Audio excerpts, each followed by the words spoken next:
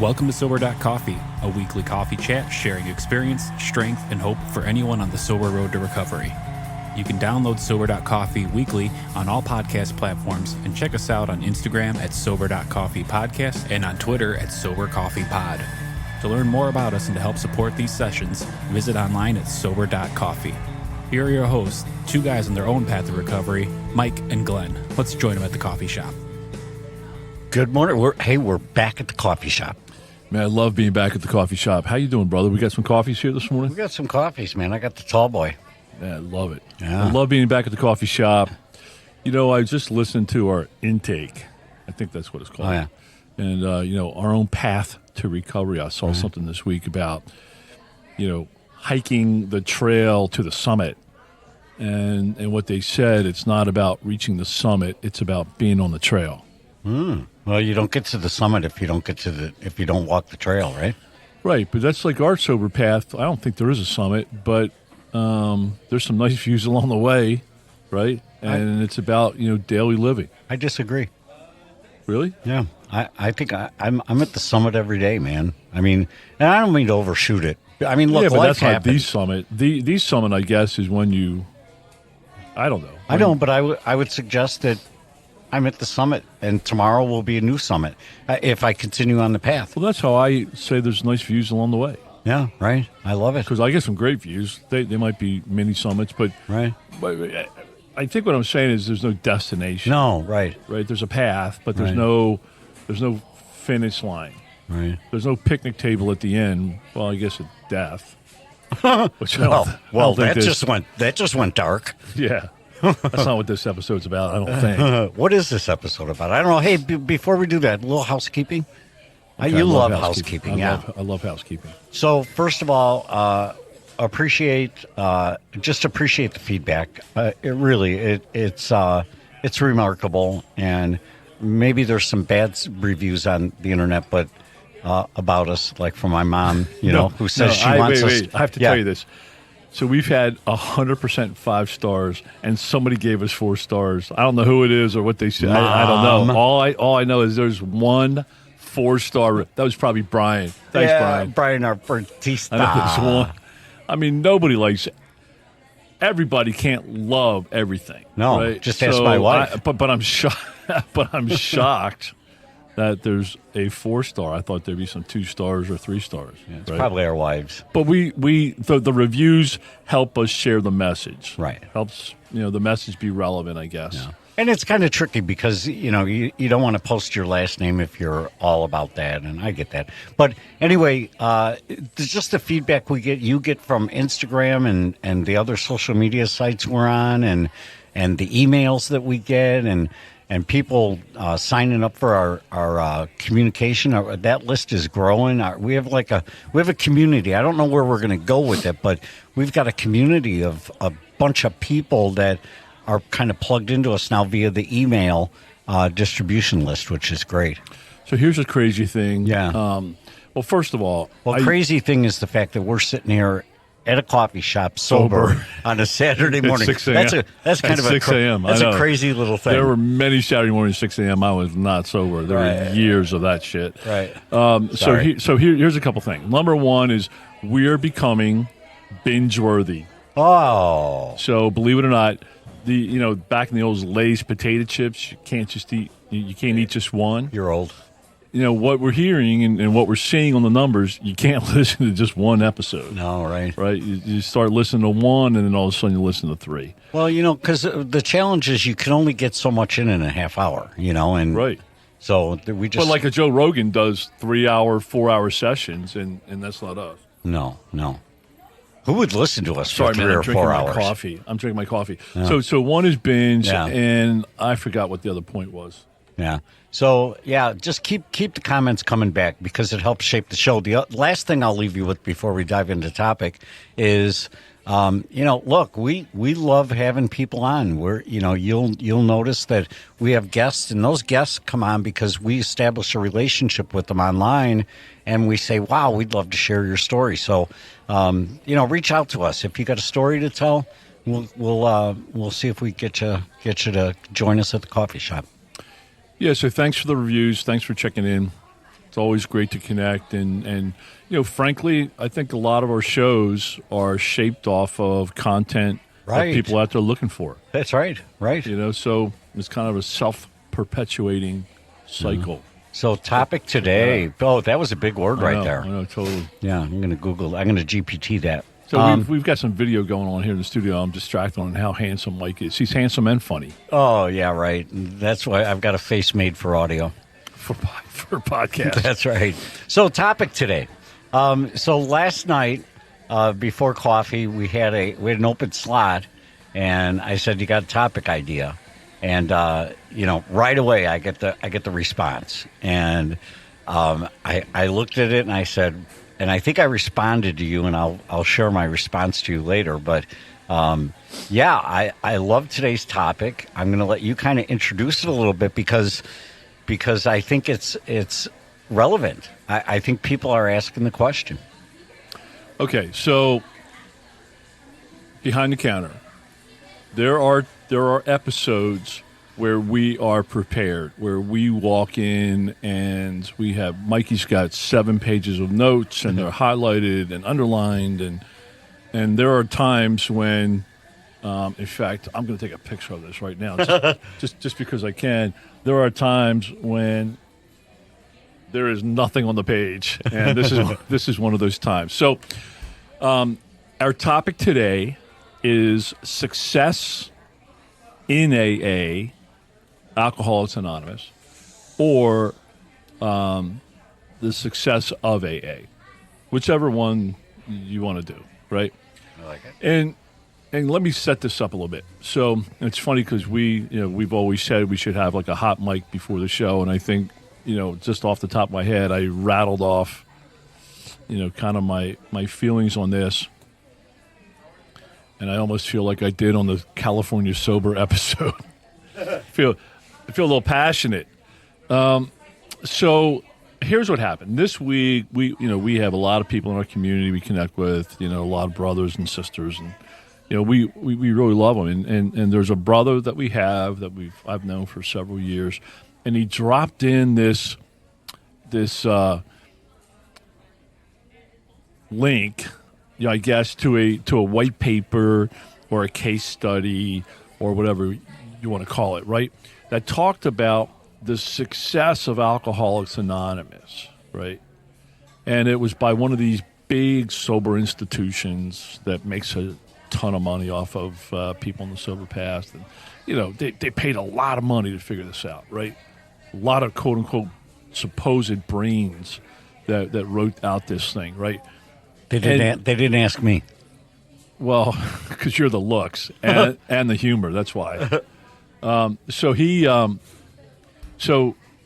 sends this, and I clicked on it, and I could tell that it was, 40 pages of just absolute bullshit, and I didn't read it, but I just glanced at it, and then I closed it out, and I shot back in the text.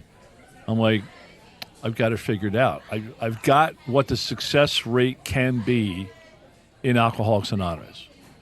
So I'm like, hey, let's sit down and just chat through success rates, because there are people that want to know, right? There are people that want to know, hey, there's a lot of options out there on the sober path, right? And we've had, 8 on roughly? Right.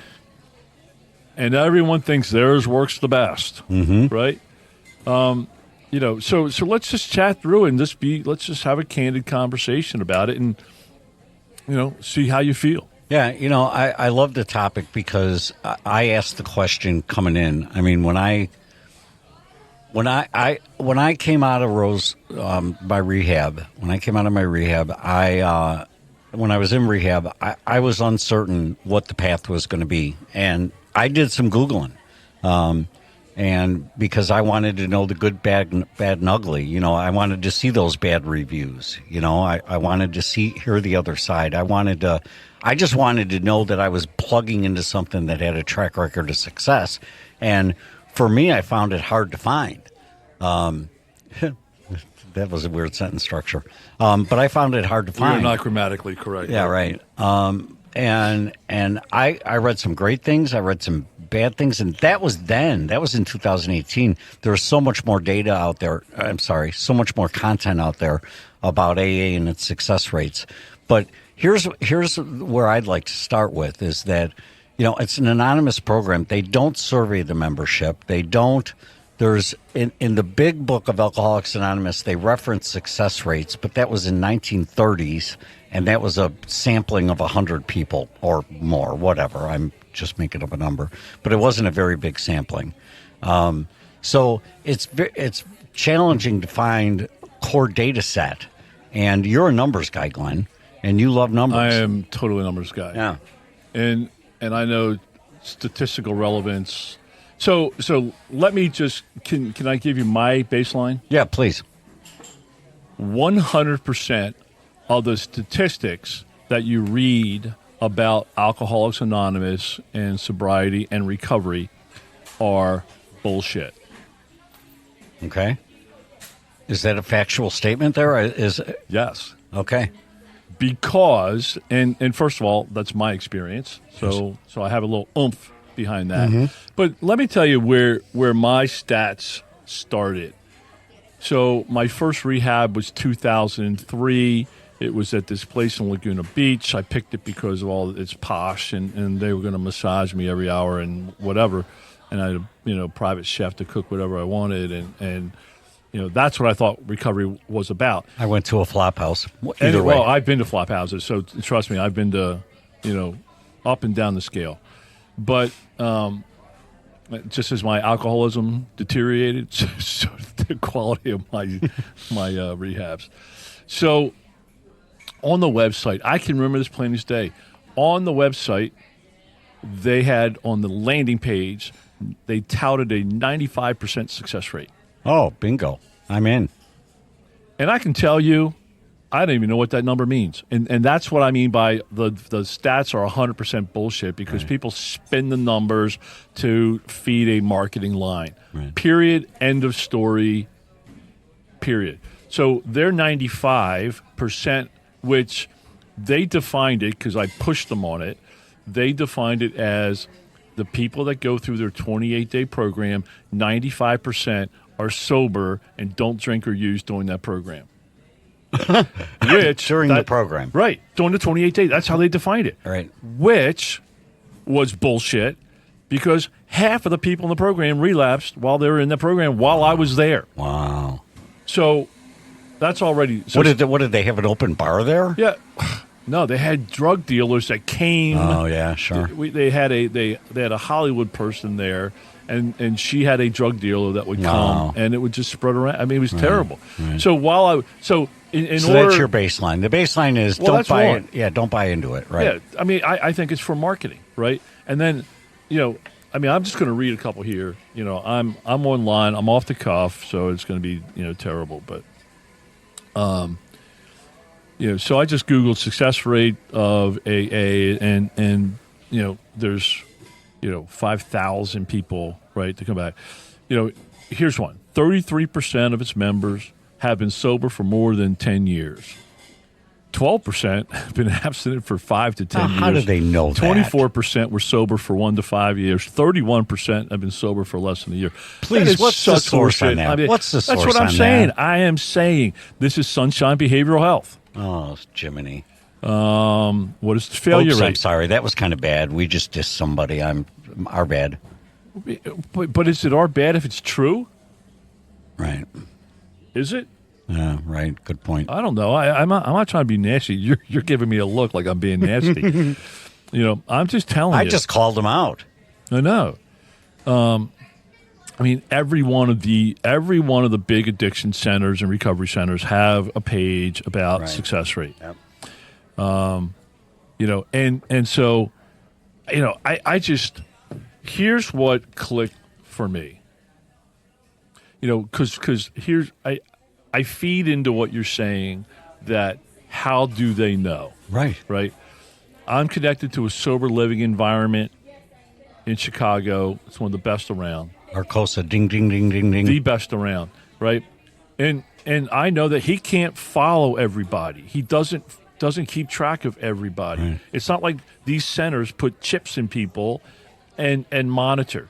So the first thing I will say is the success rates that are quote unquote supposedly monitored and measured only based on the honesty of people. Right. And the trackability. Right. And exactly. And the surprising thing is there have been one or two people who have relapsed and have lied about it. And they have said, I have not relapsed. Right. Well, they have relapsed. Right. One, maybe two people. You're just saying the data's flawed.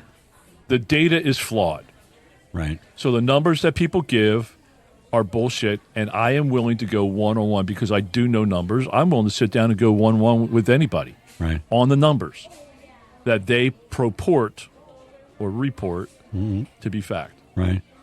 So I do love the big book, and I honor the big book, and they have some stats in there, but that was based on then, yeah. That was 80 a, years ago based on a very small population and not how it is today.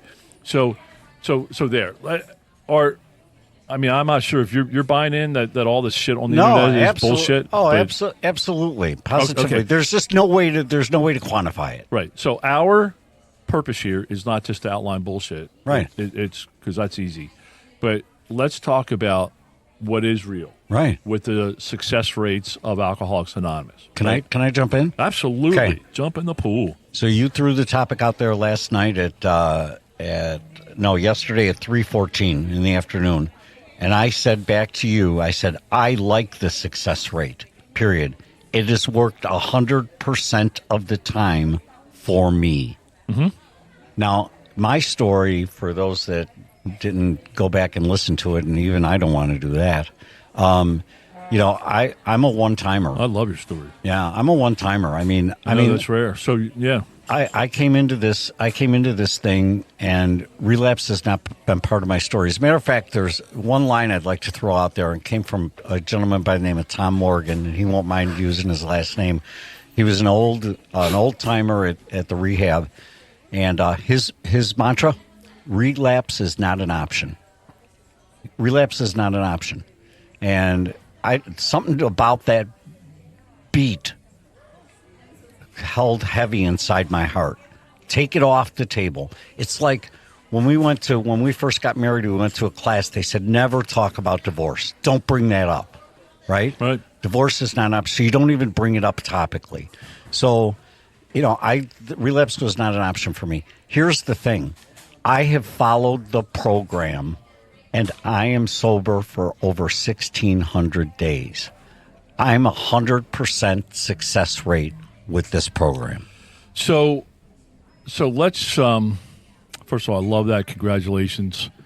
I was not as fortunate to have it, hit and stick. No, I was a yo-yo relapse king or whatever. No. But I heard last night on social media, and this absolute fucking pisses me off when people say, "Oh, relapse is okay. It's part of the program." And last night, and hey, I will tell you when I represent the show, meaning when I'm commenting on our accounts, I behave. Right. But I have an anonymous TikTok, and when I respond, I watch where I respond from, and I behave. But I was on TikTok last night, and I got a lot of sober stuff on TikTok, and this guy was going off about so soft on relapse, and he was going off saying, "Hey, relapse doesn't define you." And I said, "You're a fucking idiot. You tell that to the dead people who have relapsed." Thank you. Because you know what? Relapse defined them when they were laying in the coffin and people from AA and from elsewhere were coming to visit them. Yeah, wow. So I take relapse very seriously. Yes. I used to coddle people, and I've done relapse prevention, and I have a fire alarm. I have a big, bright red fire alarm that goes off during the presentation because relapse is very serious. Mm-hmm. And if you don't think death from relapse defines you, you're an idiot. Oh, wow. Powerful, powerful. Now, let me say some other things. So I love that relapse is not an option. For me, I just didn't have tools. I couldn't find the tools, and I just kept relapsing. I kept trying half-ass, right? So one thing that I will say is that I am with you. When I surrendered and work the steps of AA, I have a 100% success rate. There is no better program out there. I've tried most of them.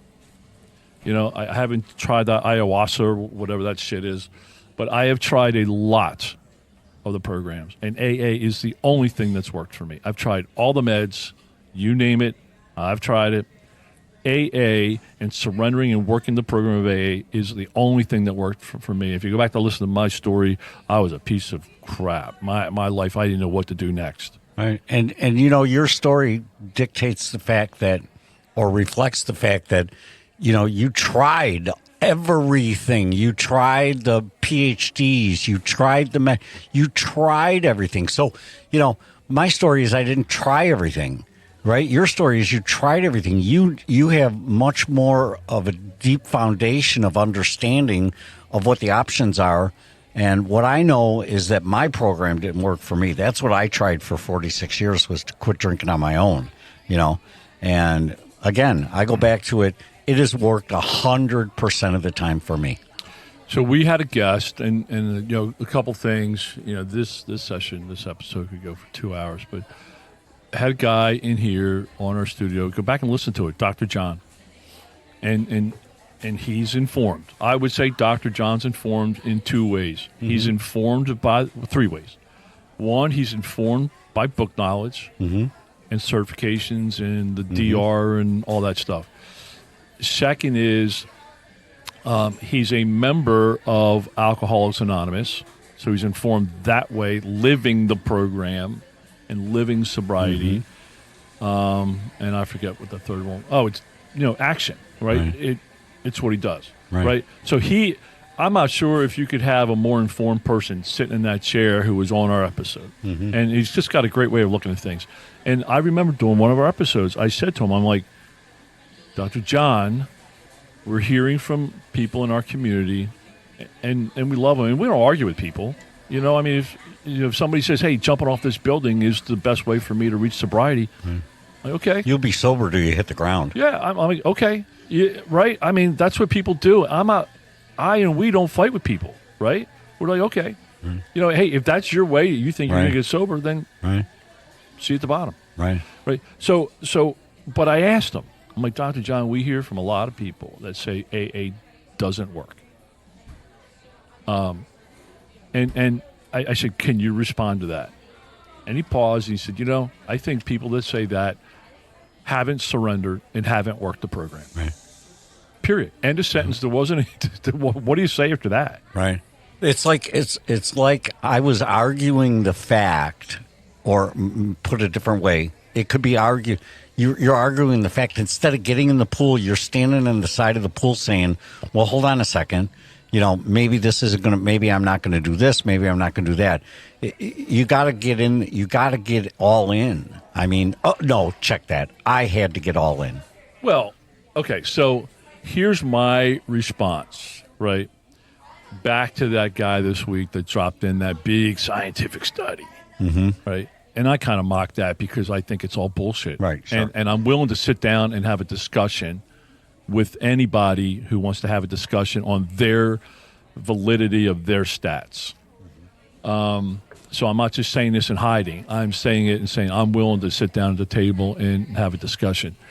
But my instant knee-jerk reaction, which really hit the core of my soul in that moment, was and I also say somebody's, level of success on the path of Alcoholics Anonymous is directly correlated to their amount of surrender and working the program. Yep. Meaning how they put priority on the program. Right. If somebody dabbles, goes when they feel like it, right? Right. Changes the words of the book. Right.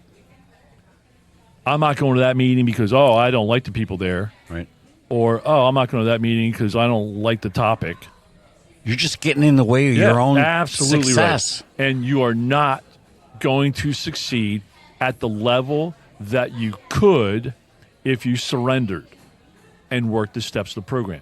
So now I know we use a lot of words. Right.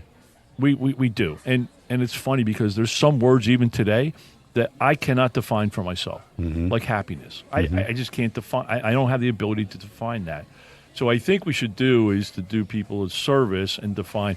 For me, when I use the word surrender, I have a very clear definition of that because I define it as, Mike, I will do anything you tell me to do. I just cannot take another drink. Yeah. And I said that. And so, and what that means is anything. If you tell me to go to 90 meetings in 90 days, I can't say, well, Mike, I'm busy. Right. I can't fit it in. Right. You can't do that and then say, oh, AA doesn't work. Right. Or you can't say with your mentality, well, okay, I'm going to go to AA, but I'm going to smoke weed. Right. Or I'm going to do a bunch of meds and I'm going to take my benzos. I mean, benzos and booze, there's like one molecule difference. Right. There's no difference. I mean, if you're taking a bunch of benzos, I'm just saying, in my mind, my non-medical whatever mind, and I've done it, I wasn't sober. Right? So I really think, and it hit when that guy sent that big scientific study. The first thing I said is, that's bullshit. Second thing I said is, it just clicked that your success on the path of recovery and in AA is directly correlated with the amount and level that you have surrendered and placed priority on working the steps of AA. I love it. And I've seen it in my own life. I've seen it in your life. I've seen it in other people's lives where you're committed. You've surrendered, and you are committed to working the steps of AA, especially now the 12th step, helping others. Right. And so I would say you have a very good level of success in your sobriety. Right. Well, can I throw out a stat? Do you mind? No. 100% of the people in this coffee shop are sober because of Alcoholics Anonymous. Absolutely. That's a good success rate. Yeah, I love it. And guess what? Nobody can argue that. Nope. It works if you work it. That is statistically viable. Nobody can argue that. They may not like it. It may not have worked for them, but I'm telling you, if you just like Dr. John said, because what he said clicked, and he said it very matter of fact, but very factually. He goes, it's because they haven't surrendered and worked the program of Alcoholics Anonymous. They might have thought they did. And I'm telling you, when I connect with people on social media and they hate AA and they are absolute egomaniacs that, they just want to keep doing, they want to build their world of sobriety, not the world of sobriety. And I hope they don't find themselves at the intersection of life and death. Like the guy that says, hey, relapse doesn't define you. The fuck it doesn't. Amen. Sorry, I used Love the F this word. coffee. Sorry, I used the F word. Again, I used it a couple times. I haven't used it in a while, brother. Good stuff, man. It was emphatically placed. All right, so question. Yes. As we end up. Yeah. Is AA successful? For me, yes. And if you follow the path, the book says rarely have we seen a person fail who has thoroughly followed our path. And I would say for me, yes. And for others who surrender and work the steps of AA. There is hope. Boom. Love you, man. There is a solution. Yes. Love you. Thanks for joining us for today's coffee chat. To contact the show, email us at podcast@Sober.Coffee. If you need immediate help, the AA hotline is 800-839-1686. The National Suicide Prevention Hotline is 800-273-8255. Remember, Mike and Glenn are sharing their own journey on the path to recovery. Any suggestions, medical or otherwise, are their own experiences and should not be viewed as professional advice. See you next week, and remember, there is a solution. Stay safe in the city of Chicago.